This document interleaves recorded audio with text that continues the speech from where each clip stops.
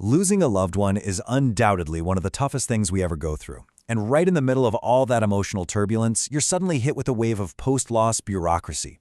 You need a death certificate, probably multiple copies, and you need them fast for legal processes, maybe genealogy research, or just your personal records. But honestly, where do you even start? Well, welcome to This Explainer. Today, we're on a mission to completely demystify the process of getting a death certificate online, and we're going to give you a super clear, straightforward path through all that paperwork. Okay, let's dive right into our roadmap. We're going to start with why you need it, then we'll navigate the bureaucratic landscape. After that, we'll cover the exact steps for requesting one online, look at costs and delays, walk through a real-life example, and finally, wrap things up with a quick conclusion. So, part 1, why you need it. Let's unlock those legal and financial doors. Navigating the aftermath of a loss is incredibly heavy work, both emotionally and practically. But here's the thing. A certified death certificate is basically the mandatory key that unlocks almost all of your next steps. Whether you're settling an estate, trying to claim life insurance payouts, closing out bank accounts, transferring a property title, or even tracing your family history through genealogy, you are absolutely going to need this document. The reality is, almost every single organization you deal with, banks, solicitors, pension providers, they're all going to explicitly ask to see an official, certified copy before they let you take any action. And here's a highly practical piece of expert advice from Passage UK. Go ahead and order at least 5 copies right up front. Why 5? Well, a lot of institutions insist on keeping an original copy, or they just take a really long time to return it. Having multiple copies on hand lets you deal with several institutions at the exact same time. It's a massive time saver. And honestly, for really complex estates, you might even need way more than 5.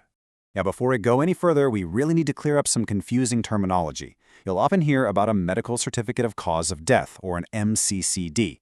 This is issued by a doctor or a medical examiner just to confirm the cause of death.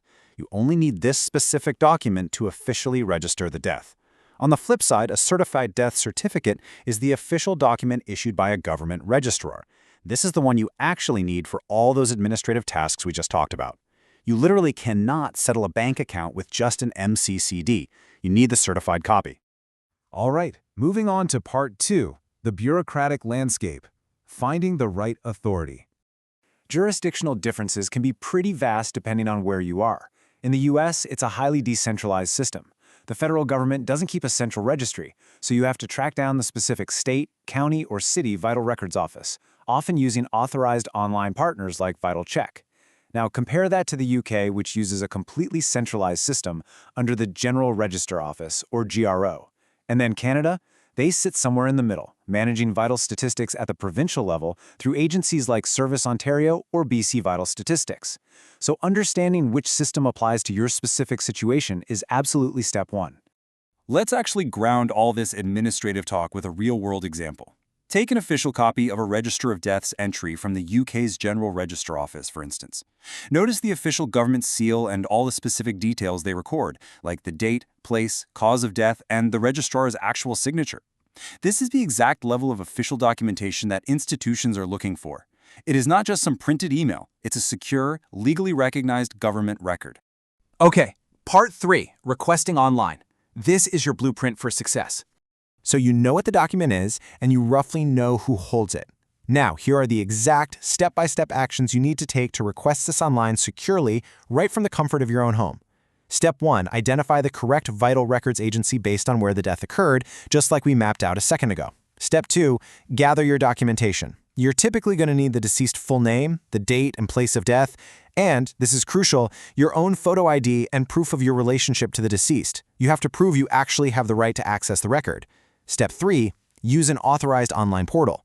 And finally, Step 4, pay the required fee and hit submit. It's a highly logical flow, but you definitely want all your details ready to go before you start clicking. Now please pay really close attention to this warning from the NYC Health Department. There are unauthorized vendors charging customers high fees for help getting a death certificate. This is so unbelievably important, folks. When you search online, you are inevitably going to stumble across scam websites trying to charge you exorbitant fees for forms you can usually get for free, or even worse, they're just out to steal your personal data. Always, and I mean exclusively, use official government portals like the GRO in the UK or Service Ontario, or an officially authorized third-party vendor like VitalCheck in the US, which directly partners with hundreds of government agencies. Moving right along to Part 4, costs and delays. Let's talk about navigating those roadblocks. Because look, even when you do everything perfectly, you still need to set realistic expectations. Fees and timelines can vary wildly. For instance, in New York City, a standard copy runs about $15, and using their authorized online method is going to be your fastest route. Over in the UK, if you provide the GRO index reference, it costs £12.50 and usually takes about 4 working days. In Ontario, you're looking at $15 Canadian, but it can take up to 15 business days. Meanwhile, British Columbia charges $27 and takes about 2 to 5 business days. The good news in all this: almost all of these regions offer some kind of expedited processing or courier option for an extra fee if you're really in a rush. But what happens if there's a delay that has absolutely nothing to do with shipping? Sometimes a death has to be referred to a coroner for investigation, which means that final certified death certificate cannot be issued right away. And that is exactly where an interim death certificate comes in. Basically, it's a temporary legal document issued by the coroner.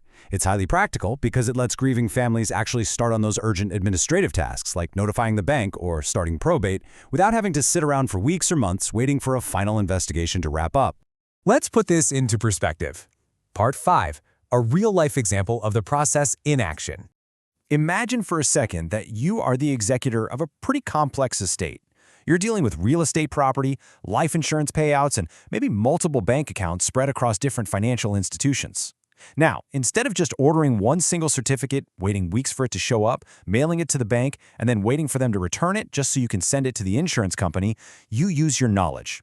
You go straight to the authorized portal, verify your identity, and boom, you immediately order 6 certified copies right up front. Yeah, it costs a little bit more on day 1, but now you can dispatch copies to the mortgage lender, the insurance company, and all those banks at the exact same time. You've literally just shaved weeks, if not months, off the entire estate settlement process. Which brings us to Part 6, our conclusion, featuring some final thoughts and a quick disclaimer. We have covered a ton of ground today, from untangling the difference between documents to navigating international systems, and importantly, dodging online scams. So, the crucial point is, let's quickly summarize the key takeaways so you can feel empowered for your next steps.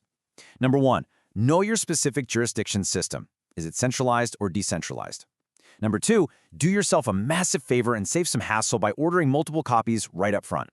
Number 3, make sure you understand the difference between the doctor-issued MCCD and the government-issued certified document. And finally, protect yourself by exclusively using authorized vendor portals. Armed with this knowledge, you can feel totally confident taking that very first step. Now, before we wrap up, I do need to mention that the information in this explainer is accurate to our best current knowledge, but procedures and costs can and absolutely do change over time. Always make sure to verify the latest details with your local authorities.